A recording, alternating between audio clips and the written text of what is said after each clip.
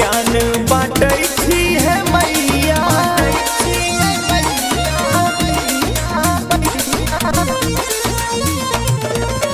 सबके ज्ञान बाँटै छी है मैया, हमरो करू ने उधार। बेटा के सुनियो पुकार हे मैया रानी, बेटा के सुनियो पुकार।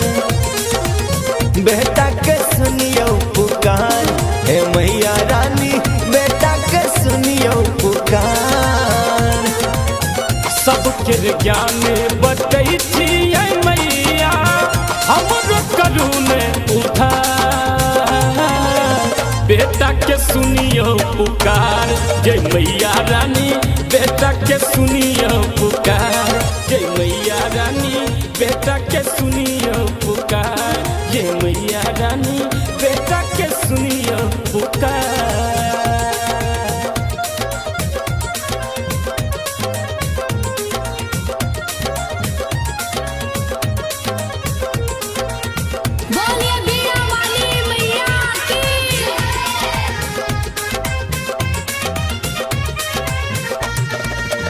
बेटा के सुनियो पुकार जय मैया रानी, बेटा के सुनियो पुकार। दुख में जन्म भेल दुख बितैया, दुनिया के लोग सब ताना मारैया।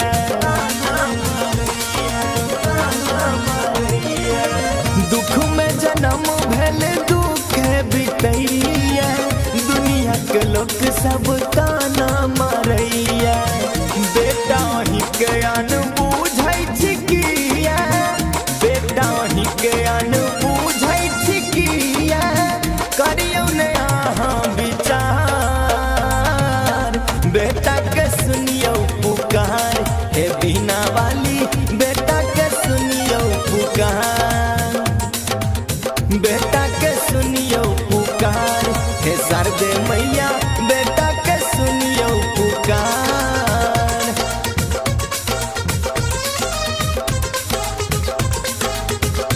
बोलिए सरस्वती मैया की।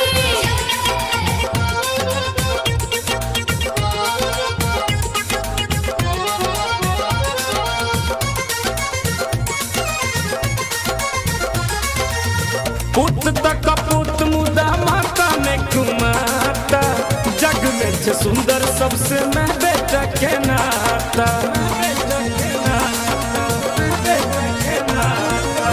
पुत तक पुत मुदा माता में कुमाता, जग में छे सुंदर सबसे मैं बेटा के नाता। तैयो चिमुन ने किया कानी है मैया, तैयो चिमुन ने किया कानी जग संसार।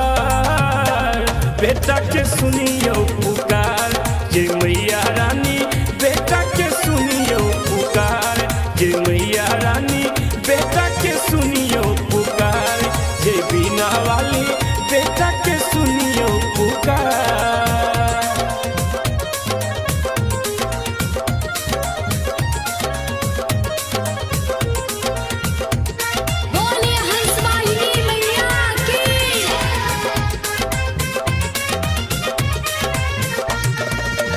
बेटा के सुनियो पुकार जय मैया रानी, बेटा के सुनियो पुकार।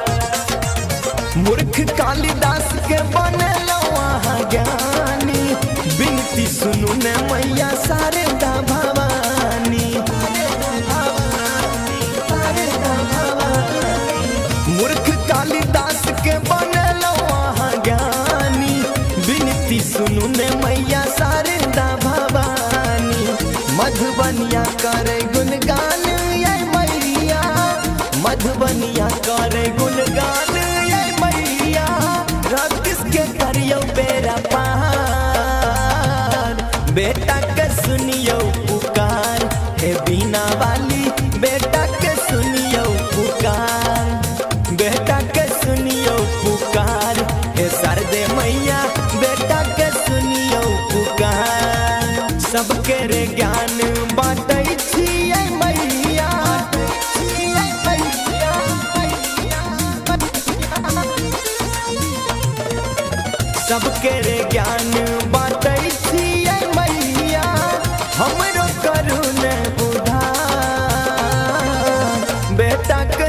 सुनियो पुकार, हे मैया रानी बेटा के सुनियो पुकार, जय मैया रानी बेटा के सुनियो पुकार, जय बीना वाली